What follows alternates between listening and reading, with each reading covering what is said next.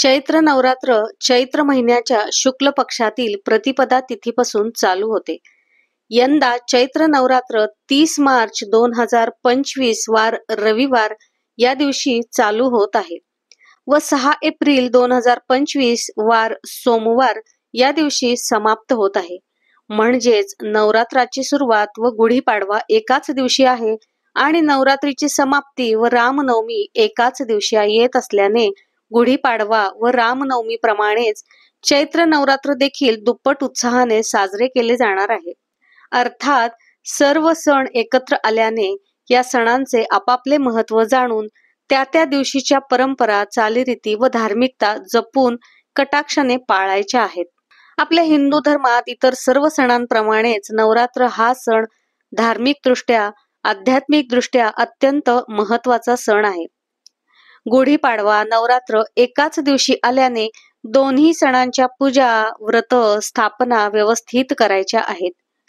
चैत्र नवरात्र कसे बसवावे, घटस्थापना कशी करावी, पूजा कशी करावी, त्याचे मुहूर्त काय आहेत, या काळामध्ये कोणत्या मंत्रांचे, स्तोत्रांचे पठण करायचे आहे, या संबंधी माहिती आपण ह्या व्हिडिओमध्ये पाहणार आहोत. त्यामुळे व्हिडिओ स्किप न करता शेवटपर्यंत पाहावा. नमस्कार, प्राची नवोदय चॅनलवर सर्वांचे स्वागत. 4 नवरात्रांपैकी चैत्र नवरात्र हे देखील घरांमध्ये घट बसवून साजरे केले जाते. नवरात्री देवीची सेवा, उपासना केली जाते. बऱ्यापैकी घरांमध्ये अश्विन नवरात्राप्रमाणेच चैत्र नवरात्राची घटस्थापना करून अखंड दिवा लावून घटस्थापना ही केली जाते. अश्विन नवरात्राप्रमाणेच नवरात्रीचे पूर्ण दिवस उपवास केले जातात. नवरात्र समाप्तीच्या दिवशी कुळधर्म, कुळाचार पाळले जातात. विशेषतः चैत्र नवरात्र हे आध्यात्मिक दृष्ट्या महत्त्वाचे मानले गेलेले आहे. चैत्र नवरात्रीमध्ये घटस्थापनेचा मुहूर्त काय आहे ते पाहूया. घटस्थापनेचे मुहूर्त 2 आहेत. एक मुहूर्त 30 मार्च रविवारी सकाळी 6:13 पासून ते सकाळी 10:22 पर्यंत आहे, तर दुसरा मुहूर्त 12:01 पासून ते 12:50 पर्यंत असणार आहे. तुम्हाला ज्या मुहूर्त वेळेमध्ये घटस्थापना करणे शक्य असेल त्या वेळेत घटस्थापना करावी. घटस्थापना कशी करावी किंवा पूजा कशी करावी सोप्या पद्धतीने पाहूया. सर्वप्रथम आपल्या घरामध्ये, कुळामध्ये काय पद्धत आहे जाणूनच नवरात्र घट बसवायचे आहेत. आपल्या घरामध्ये कोणत्या प्रथा किंवा कोणती परंपरा आहे हे थोरा मोठ्यांकडून जाणून घेऊन देवीचे घट बसवायचे आहे. अश्विन नवरात्राप्रमाणेच या चैत्र नवरात्रीत देखील घटस्थापना केली जाते. चैत्र नवरात्राची सुरुवात ही 30 मार्च रोजी सुरू होत असल्याने आणि गुढीपाडवा देखील ह्याच दिवशी असल्याने या दिवशी पहाटे लवकर उठायचे, घराचे अंगण, घरातील केर कचरा काढून स्वच्छ करायचे, घरात कोठेही घाण, कपड्यांचा ढीग किंवा कोठेही दुर्गंधी नसावी. देवीचे आगमन होत असल्याने वातावरण अत्यंत शुद्ध व पवित्र ठेवावे. घरासमोर रांगोळी काढावी. घराच्या दाराला आंब्याच्या पानांचे तोरण, तसेच आपल्या देवघराला देखील आंब्याच्या पानांचे तोरण लावावे. घराचा उंबरठा हळदीने लिंपावा. देवघराजवळील जागा स्वच्छ पुसून जागा निश्चित करावी. त्यानंतर तुम्ही अखंड दिवा लावणार आहात, त्यामुळे त्याप्रमाणे आधीच मोठ्या आकाराचा दिवा ठेवावा. त्याची वात देखील मोठीच ठेवावी आणि त्यासाठी जे लागणारे तेल आहे ते देखील सेपरेट एका बाटलीमध्ये किंवा एक डब्यामध्ये भरून ठेवावे. दिव्याखाली थोडेसे तांदूळ ठेवून त्यावरती दिवा ठेवून घ्यावा. त्यानंतर घरातील देवांची प्रथम पूजा करून घ्यायची आहे. घटस्थापनेची पूजा करताना प्रथम गणपती म्हणून सुपारीची स्थापना करून घ्यायची आहे. 2 नागवेलीची पाने ठेवून त्यावरती तांदूळ ठेवून घ्यायचे आहेत. सुपारी तामणामध्ये घेऊन प्रथम पाण्याने, त्यानंतर पंचामृताने आणि परत पाण्याने सुपारीचा अभिषेक करून घ्यायचा आहे. अभिषेक करताना गणपतीचा कोणताही मंत्र म्हणायचा आहे किंवा ओम गंग गणपते नमः हा मंत्र म्हणावा. त्यानंतर सुपारी स्वच्छ पुसून विड्याच्या पानांवरती ठेवून घ्यायची आहे. त्याला हळद, कुंकू, अक्षता, फुले, दुर्वा वाहून घ्यायच्या आहेत. त्यानंतर गुळ खोबऱ्याचा नैवेद्य देखील दाखवायचा आहे. त्यानंतर तुम्ही जर टाक ठेवत असेल तर टाक, किंवा जर देवीचा फोटो ठेवणार असाल तर तो फोटो पुसून घ्यायचा आहे. देवीच्या टाकाला प्रथम पाण्याने, पंचामृताने, पाण्याने अभिषेक करायचा आहे. देवीचा कोणताही मंत्र म्हणत अभिषेक करायचा आहे. त्यानंतर टाकाची स्थापना करून घ्यायची आहे. आता इथे एक गोष्ट आहे, काही घरांमध्ये टाक हा तांब्याच्या तांब्यावरती एक तामण ठेवून त्यावरती ठेवला जातो. त्याचप्रमाणे काही घरांमध्ये देवीचा टाक हा खालीच म्हणजेच चौरंगावरती ठेवला जातो. आपल्या घरामध्ये जशी पद्धत असेल तशी देवीच्या टाकाची स्थापना करायची आहे. त्यानंतर देवीच्या टाकाला किंवा फोटोला अत्तर लावायचे आहे, हळद कुंकू लावून घ्यायचे आहे, फूल व्हायचे आहे, हार घालायचा आहे. त्यानंतर एका तांब्याच्या तांब्यामध्ये पाणी घ्यायचे आहे. त्या तांब्यावर कुंकवाने स्वस्तिक काढायचे आहे व कुंकवाचे 5 पट्टे ओढून घ्यायचे आहेत. त्या पाण्यामध्ये फूल, सुपारी, 1 रुपयाचे नाणे, हळद कुंकू, अक्षता, फूल टाकून घ्यायचे आहे. हा तांब्या थोडीशी तांदळाची रास करून चौरंगावर ठेवून घ्यायचा आहे. त्यामध्ये नागवेलीची 5 पाने ठेवायची व त्यामध्ये नारळ ठेवायचा आहे.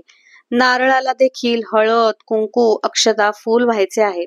काही घरांमध्ये हा नारळ दुर्डीमध्ये, ताटामध्ये किंवा मातीच्या भांड्यामध्ये मधोमध ठेवला जातो आणि बाजूने माती टाकून त्यामध्ये जव रोवले जातात. आणि काही ठिकाणी हा जो कलश आहे तो साईडला ठेवला जातो आणि त्याच्या बाजूलाच एक ताट, दुर्डी, मातीचे भांडे ठेवले जाते आणि त्यामध्ये माती टाकून जव पेरले जातात.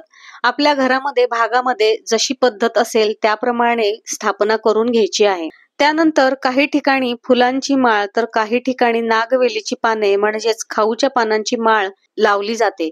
ही माळ पूर्ण नवरात्रीचे दिवस समाप्तीच्या दिवसापर्यंत रोज नवीन बांधली जाते.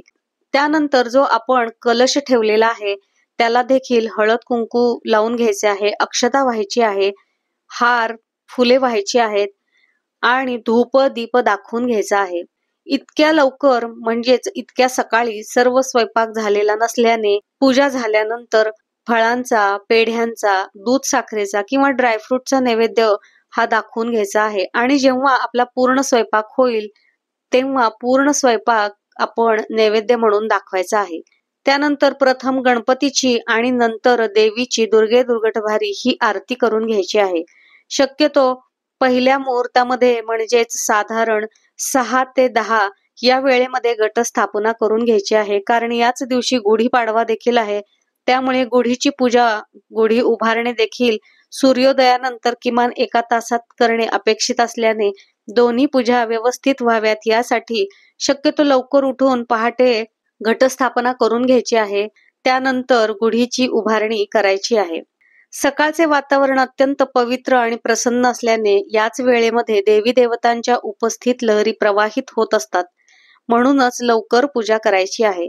चैत्र नवरात्रीची सांगता म्हणजेच समाप्ती ही 6 एप्रिल 2025 वार सोमवार याच दिवशी रामनवमी देखील आहे. या दिवशी कुळधर्म, कुळाचार केला जातो. पुरणाचा स्वयंपाक केला जातो. या दिवशी घटविसर्जन केले जाते. सवाष्ण ब्राह्मण बोलावून भोजन दिले जाते. सवाष्णला देवी स्वरूप मानून तिची खणा नारळाने ओटी भरायची आहे. तसेच या नवरात्राच्या काळामध्ये कोणत्याही एका दिवशी तुम्हाला जमेल त्या दिवशी घरामध्ये तसेच आपल्या घराजवळील देवी मंदिरामध्ये देखील खणा नारळाने देवीची ओटी भरायची आहे. सौभाग्याचे वस्तू अर्पण करायचे आहेत. शक्यतो यावेळी घरातील सर्व सदस्यांनी मंदिरात जावे, देवीचे दर्शन घ्यावे व देवीचा आशीर्वाद घ्यावा. ज्यांच्याकडे नवरात्र घटस्थापना केली जात नाही किंवा ज्यांच्या घरामध्ये तशी परंपरा पद्धत नाहीये पण त्यांना देवीची सेवा करायची इच्छा आहे, अशांनी फक्त अखंड दिवा हा पूर्ण नवरात्रात लावला तरी देखील चालतो. शेवटी श्रद्धा आणि विश्वास महत्वाचा आहे. 8 दिवस उपवास केला नाही तरी चालेल, पण या काळामध्ये देवीची जितकी होईल तितकी सेवा करायची आहे. मंत्रांद्वारे, स्तोत्रांद्वारे देवीची उपासना करायची आहे. या नवरात्रीच्या दिवसात कोणती स्तोत्रे, मंत्र पठण करायचे आहेत तर देवीची सर्वात उच्च कोटीची सेवा म्हणजेच दुर्गा सप्तशती. दुर्गा सप्तशती ग्रंथाचे महत्व हे देवी सेवेमध्ये अत्यंत महत्वाचे आहे आणि त्यातल्या त्यात नवरात्राच्या काळामध्ये विशेषतः नवरात्राचे जे दिवस असतात ह्या दिवसांमध्ये घरामध्ये देवीचा सूक्ष्म वास असतो. त्यामुळे सप्तशतीचे पाठ, बीजमंत्र जितके आपण पठण करू त्याची तीव्रता अधिक पटीने वाढते. त्यामुळे देवीच्या सेवेचा उत्तम मार्ग म्हणजे दुर्गा सप्तशती होय. सप्तशतीचे पाठ पूर्ण नवरात्रात रोज एक अशा प्रकारे पठण करावा. ज्यांना दुर्गा सप्तशतीचा पाठ करणे शक्य नसेल त्यांनी संक्षिप्त दुर्गा सप्तशती पाठ जरूर करावा. त्याचप्रमाणे दुर्गा स्तोत्र, श्री सूक्त, महालक्ष्मी अष्टक, ललिता सहस्त्रनाम, कुंकुमार्चन, दुर्गा कवच, देवीचे बीज मंत्र इत्यादी जास्तीत जास्त सेवा ह्या दिवसांमध्ये देवीचरणी अर्पण करायची आहे. जेणेकरून देवीचा कृपाशीर्वाद आपल्यावर, आपल्या कुटुंबावर, कुळावर सदैव राहतो. त्याचप्रमाणे या 9 दिवसामध्ये हवन करण्याची पद्धत देखील आहे. हवन हे घरच्या घरी देखील करू शकता. त्याचप्रमाणे हवनाचे आयोजन मंदिरांमध्ये देखील मोठ्या प्रमाणात केले जाते. ज्यांना घरी करणे शक्य नाही त्यांनी ज्यावेळी मंदिरामध्ये हवन केले जाते त्यावेळी मंदिरामध्ये जाऊन हवन कुंडामध्ये नारळ अर्पण करावा, हळद कुंकू व्हावे, उदबत्ती लावावी. त्याचप्रमाणे हवनातील राख देखील सर्वांनी कपाळाला लावायची आहे.